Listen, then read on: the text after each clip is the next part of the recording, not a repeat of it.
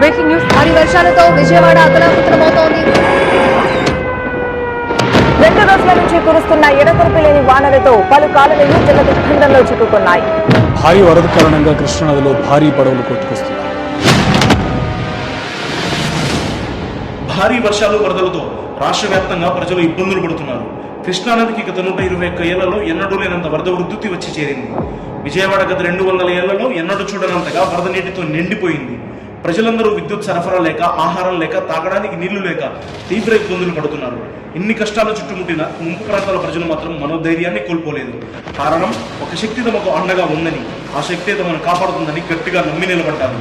ఆ శక్తి పేరే ముఖ్యమంత్రి నారా చంద్రబాబు నాయుడు గారు.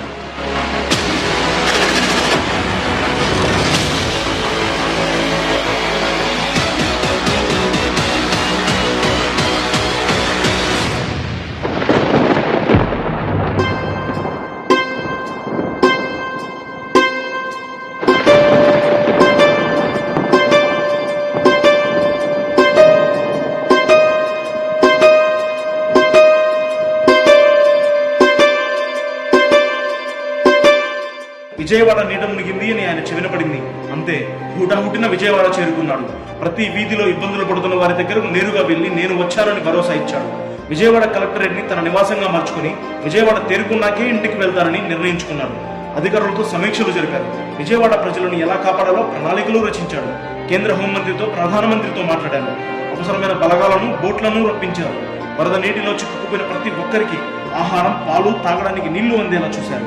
స్వయంగా తాను కూడా అందించారు.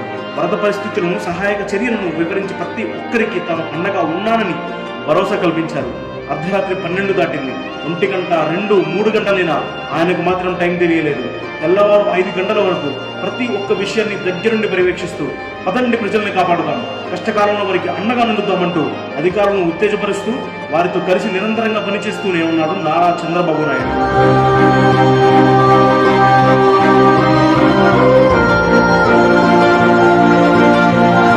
ఆయన తమ తోడు ఉన్నంతకాలం ఎలాంటి తుఫాన్లు, వర్షాలు, వరదలైనా తమని ఏమీ చేయలేవని అక్కడున్న వారందరికీ తెలుసు. అందుకే ఇంత కష్టకాలంలో కూడా బాధితులు ధైర్యంగా నిలబడ్డారు. చంద్రబాబుని the man of crisis management అని అందుకే అంటారేమో.